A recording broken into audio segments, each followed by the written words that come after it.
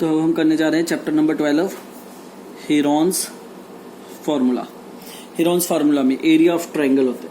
Area of triangle, area of triangle को निकालने के लिए हम हीरोन्स फार्मूला यूज करते हैं। हीरोन्स फार्मूला है क्या? दो पैटर्न में लगता है। सबसे पहले S equals to A plus B plus C upon 2। A plus B plus C क्या है? A B C है sides of triangle, sides of triangle A B C। तो यहां से हम पहले S निकालते हैं। S क्या है? S है semi parameter, semi perimeter, semi perimeter. S का मतलब है सेमी पेरीमीटर।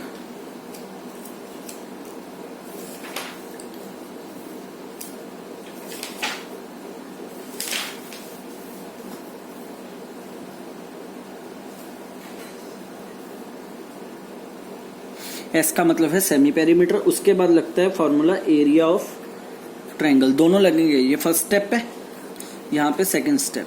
यहां से जो S की वैल्यू निकलेगी, यहां से जो S की वैल्यू निकलेगी वो सेकंड स्टेप में यूज होगी। एरिया ऑफ ट्रायंगल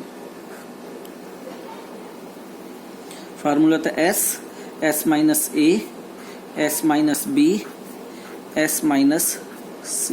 अब इस हीरोन्स फार्मूले को हम किसी भी ट्रायंगल पे अप्लाई कर सकते हैं, चाहे वो स्केलिन ट्रायंगल हो, चाहे वो आइसोसेलेस ट्रायंगल हो,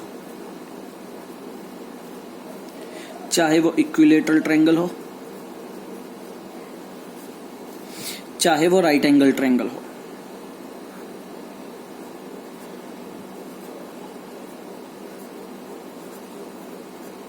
किसी भी ट्रायंगल का एरिया इस फार्मूले से फाइंड आउट किया जा सकता है।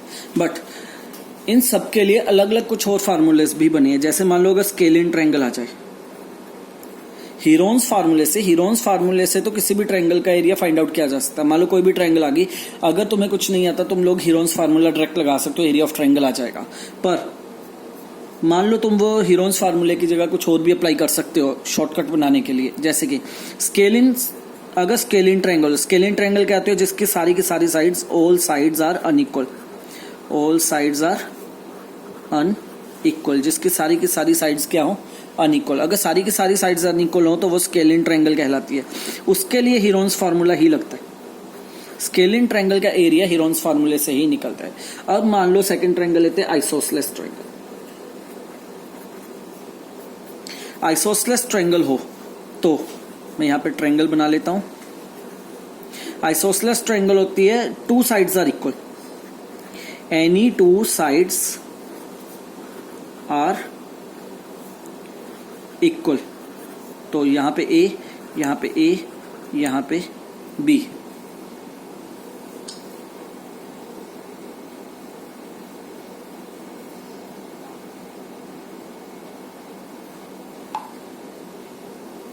तो फॉर्मूला क्या लगेगा? फॉर्मूला लगता है, याद रखना जो दो इक्वल साइड्स हैं उसे मैंने A माने, तो फॉर्मूला क्या होगा? तो एरिया क्या होगा उस ट्रायंगल का? इसके लिए एक फार्मूला लगता है। फार्मूला क्या होगा? A upon 4 under root 4B square minus A square. ये फार्मूला होगा इसके लिए ये फार्मूला होगा।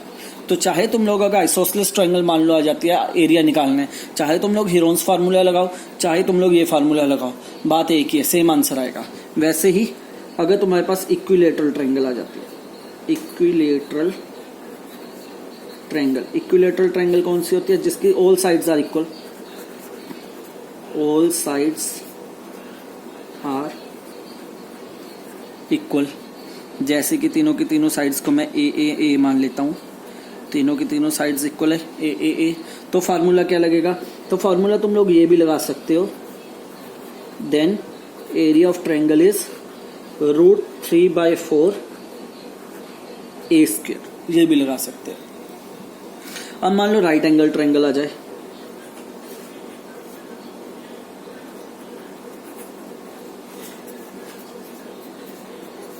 को राइट एंगल ट्रायंगल आ जाए, तो ये तो तुम शुरू से करते आ रहे हो, half into base into height, half into base into height. तो ये फार्मूला लगेगा।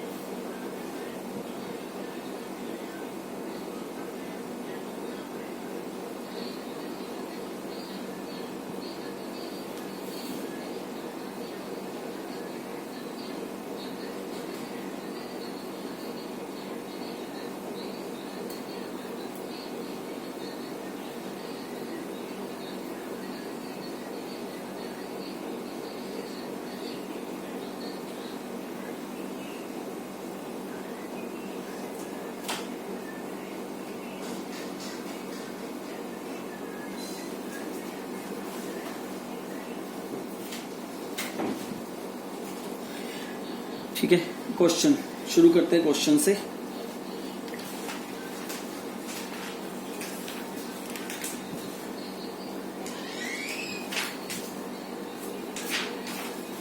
क्वेश्चन नंबर 1, 12.2 एक्सरसाइज हमारे सिलेबस में नहीं है बच्चों, ध्यान रखना। 12.2 एक्सरसाइज हमारे सिलेबस में नहीं है, ओनली 12.1 एक्सरसाइज ही हमारे सिलेबस में है। 12.2 एक्सरसाइज सिलेबस में नहीं है, ठीक है। 12.1 एक्सरसाइज और इससे रिलेटेड एग्जाम्पल्स, 12.2 एक्सरसाइज और इससे रिलेटेड एग्जाम्पल्स भी नहीं है। तो बात करते हैं 12.1 एक्सरसाइज की।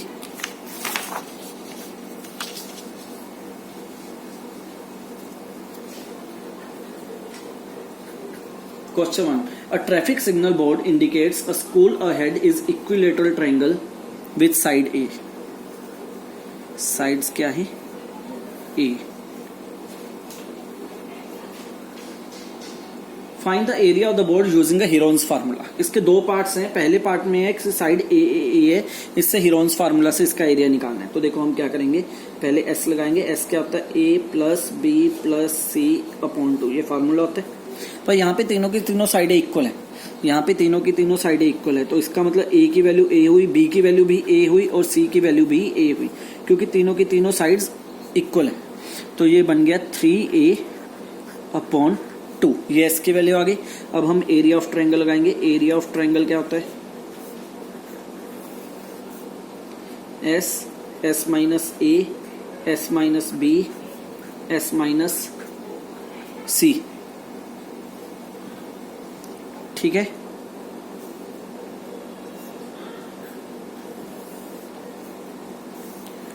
S की वैल्यू क्या आ गई? 3A upon 2। यहाँ पे क्या आया? 3A upon 2। जो S की वैल्यू निकाली है वो पुट कर दो। A की वैल्यू A रहेगी, B की वैल्यू भी A है, क्योंकि देखो तीनों की तीनों साइडें A ही हैं, इक्वल हैं, तो A B C तीनों इक्वल होंगे। इसका मतलब A B C तीनों इक्वल होंगे। तो यहाँ भी आ गया 3A upon 2 minus A, 3A upon 2 minus A।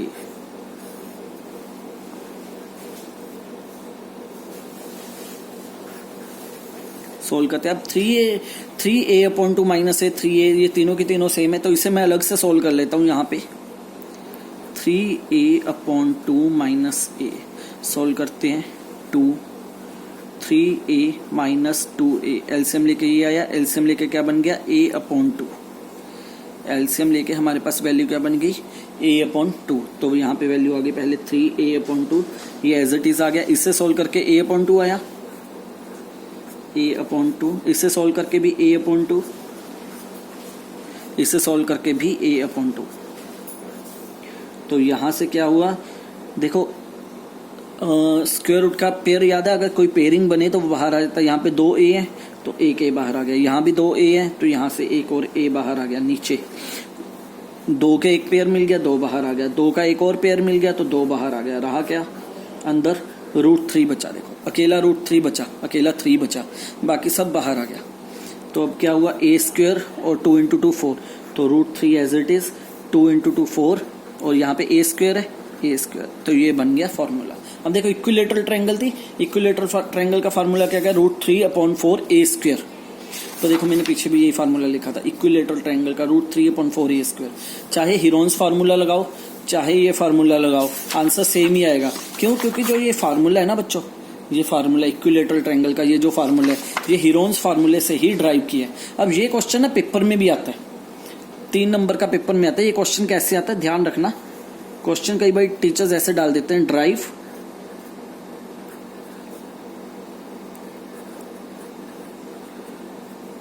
Formula of equilateral triangle through Heron's formula. तो यही सोल्यूशन रहेगा तुम लोगों का। हीरोन्स फार्मूला हमने यूज करके इक्विलेटरल ट्रायंगल का फार्मूला बना दिया, ठीक है। अब चाहे हीरोन्स फार्मूला यूज करो चाहे डायरेक्ट एरिया यूज करो, बात एक ही है, ठीक है। बी पार्ट, इस क्वेश्चन का बी पार्ट है, अगर हमें पैरामीटर 180 गिवन है, इसी क्वेश्चन का है, अगर ट्रायंगल का पैरामीटर हमें 180 गिवन है, पैरामीटर 180 गिवन है, इसी ट्रायंगल का पैरामीटर 180 गिवन है, तो एरिया फाइंड आउट करना है। तो देखो पैरामीटर क्या होता है, तीनों साइडों का sum of all sides of a triangle, it means 3a equals to 180। तो a की वैल्यू कितनी आई, 60 आ गई, ये सेंटीमीटर गिवन है तो 60 सेंटीमीटर आ गई, तीनों की तीनों साइडें 60 सेंटीमीटर आ गई। तो एरिया निकालना है। अभी हम एरिया का फार्मूला करके आए, चाहे हीरोन्स फार्मूला लगाओ चाहे हीरोन्स फार्मूला लगाओ चाहे सीधा फार्मूला लगा दो, बात एक ही है। तो हम सीधा फार्मूला लगाएंगे। फिर पेपर में ध्यान रखना, अगर पेपर में ये लिखा आ जाए ना by using a Heron's formula, तो वही अप्लाई करना है। अगर ना लिखा हो फिर कोई भी फार्मूला अप्लाई किया जा सकता है।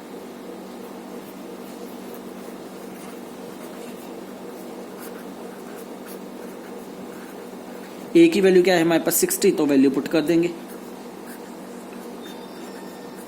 a² है तो 62 टाइम्स आएगा,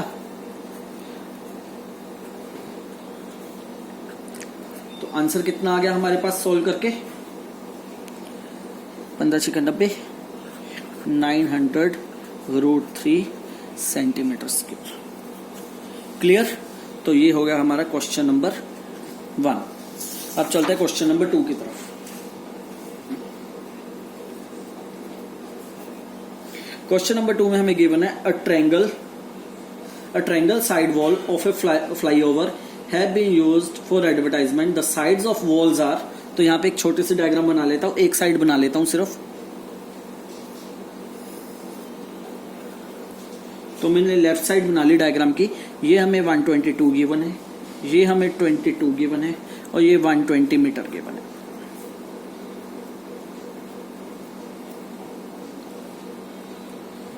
ठीक है। The advertisement yield for year 5000 rupees per metre square per year and hired a one wall for 3 months.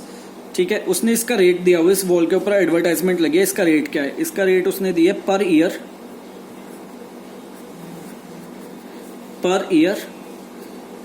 5000 rupees per metre square, मतलब कि 1 मीटर स्क्वायर के पीछे 5000 रुपए लगेंगे 1 साल के। पर उसने इस वॉल को कितनी देर के लिए रेंट पे लिया, सिर्फ 3 मंथ्स के लिए।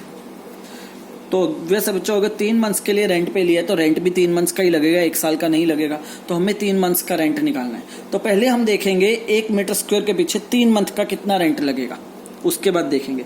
तो देखो हम क्या लिखेंगे,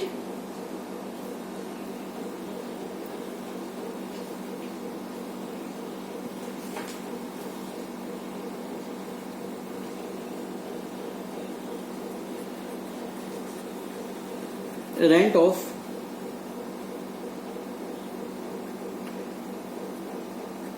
1 मीटर स्क्वायर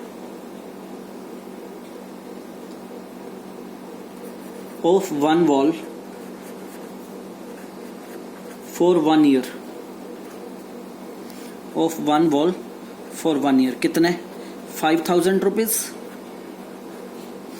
तो rent of 1 metre of 1 wall for एक ईयर में कितने मंथ्स हो गए? 12 मंथ्स हो गए।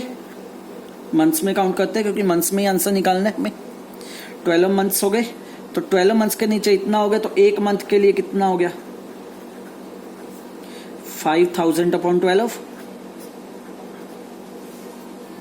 5000 अपॉन 12 रुपीज। तो rent for 1 metre of 1 wall for 3 months, 3 months के लिए कितना हुआ? 5000 अपॉन 12 इंटू 3। यूनिटरी मेथड लग गया तुम लोगों का? सोल्व कर लो। 4 से इसे कट कर लो, ठीक है। 4 से इसे कट करोगे कितना आएगा? 1 2 5 0 रुपीज। तो इसका मतलब 3 मंथ्स के लिए 1 मीटर स्क्वायर के पीछे उसे इतना रुपीज देना पड़ेगा। इसका मतलब 3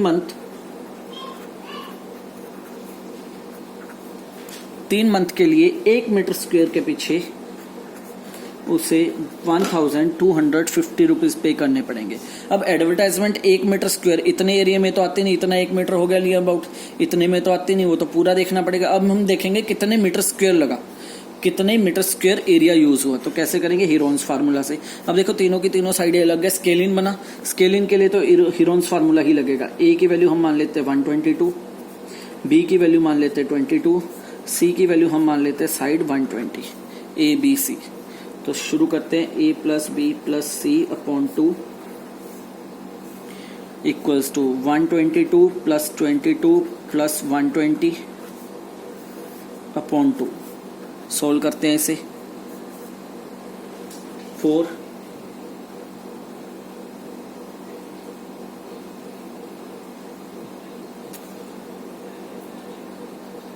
264 upon 2 that is 132 metre.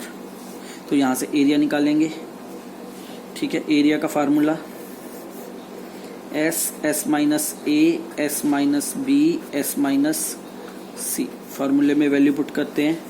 S की वैल्यू 132 माइनस ए की वैल्यू 122 माइनस 22 132 माइनस 120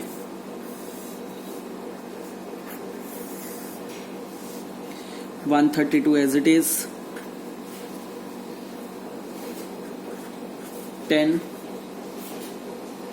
110 12।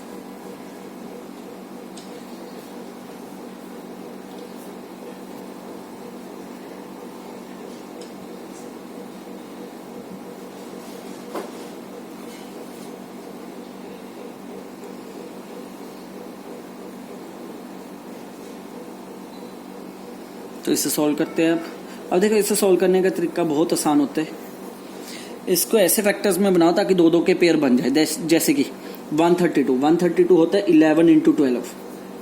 10 को एज इट इज रख लो, 110 को लिख लो 11 इंटू 10 और 12 को एज इट इज रख लो। अब देखो 12 का पेयर बन गया तो यहाँ से 12 बाहर आ गया। 11 का पेयर बन गया, 11 भी बाहर आ गया। 10 का पेयर बन गया, 10 भी बाहर आ गया। ठीक है, तो आंसर कितना बना इसे मल्टीप्लाई करके? 1320 मीटर स्क्वायर। टोटल इतना एरिया हो गया इस ट्रायंगल का। इस ट्रायंगल का एरिया इतना हो गया, मतलब कि इतने एरिया में एडवर्टाइजमेंट हुई है। अब रेंट, अब टोटल रेंट निकालना है। Rent for 3 months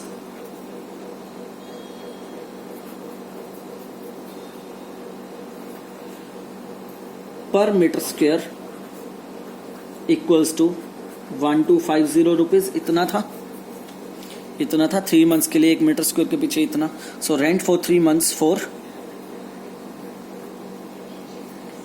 1 metre square, for 1 metre square, for 1 metre square. Rent for 3 months for कितने मीटर स्क्वायर? अब हमारे पास 1320 मीटर स्क्वायर। तो कितना एरिया बना? इससे मल्टीप्लाई हो जाएगा 1320। तो मल्टीप्लाई करके देखो कितना आया।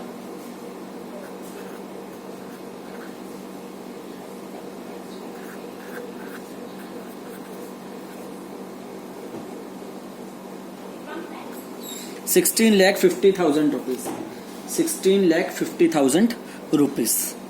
तो इतना पेमेंट आएगा। ठीक है, क्लियर। नेक्स्ट क्वेश्चन की तरफ चलते हैं। Third question number 3।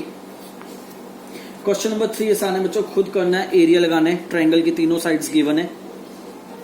ठीक है, question number 4, find the area of a triangle whose two sides which are 18 and 10 and the perimeter is 42। देखो इसमें क्या गिवन है क्वेश्चन नंबर 4 में। क्वेश्चन नंबर 4 में हमें पेरीमीटर गिवन है। पेरीमीटर कह रहा है हमारे पास 42 है, एक साइड हमारे पास 18 है, एक साइड हमारे पास 10 सेंटीमीटर है, एक 18 सेंटीमीटर है और पेरीमीटर 42 है। हमें एरिया निकालना है इसका। एरिया के लिए हमें तीनों की तीनों साइड्स चाहिए, तो हम क्या करेंगे, पहले पेरीमीटर से ये थर्ड साइड निकाल लेंगे। थर्ड साइड हम मान लेते हैं एक्स है, थर्ड साइड एक्स नहीं हम सी मान लेते। थर्ड साइड क्या है हमारी, सी। तो पेरीमीटर किसके बराबर होता है, पेरीमीटर होता है, पेरीमीटर हमें 42 सेंटीमीटर गिवन है। पेरीमीटर तीनों साइडों का सम होता है, तो मान लेते हैं ये ए साइड है, ये बी साइड है और सी साइड हमें नहीं पता। तो ये आ गया a plus B plus C equals to 42। A की वैल्यू 18, बी की वैल्यू 10 और सी की वैल्यू हमें नहीं पता, तो सी ऐसे कैसे ही रह जाएगा 42। सी की वैल्यू कितनी है 42, ये उधर जाके माइनस हो गया, माइनस के 28। तो सी की वैल्यू हमारे पास कितनी बनी, तो सी की वैल्यू हमारे पास कितनी बनी 14 सेंटीमीटर। अब सी की वैल्यू हमारे पास कितनी आ गई 14 सेंटीमीटर। तो अब हम क्या करेंगे, फॉर्मूला लगाएंगे, S equals to A plus B plus C. S क्या होता है बच्चों, सेमी पेरीमीटर। सेमी पेरीमीटर का मतलब होता है पेरीमीटर का हाफ, क्योंकि ए प्लस बी प्लस सी पेरीमीटर ही होता है, तो पेरीमीटर का हाफ ही होता है सेमी पेरीमीटर। तो ये आ गया 42/2 दैट इज 21 सेंटीमीटर। तो वैसे ही अब फॉर्मूला लगा दो, area equals to S minus A, S minus B, S minus C, sorry S minus C.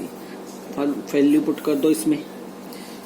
S की वैल्यू क्या है 21 माइनस 18, 21 माइनस 10, 21 माइनस 14। सोल्व कर लेते हैं। ये आ गया 21, इसमें से इसे माइनस करेंगे कितना आएगा हमारे पास 3, 11 एंड 7। अब फैक्टर बनाने हैं। देखो 21 को क्या लिख सकता हूँ 3 इंटू 7, 3 इंटू 11 इंटू 7। 7 के 2 पेयर आ गए तो 7 बाहर आ गया, 3 के 2 पेयर आ गए तो 3 बाहर आ गया, 11 एज इट इज तो ये बन गया √11। आंसर आ गया 21 √11।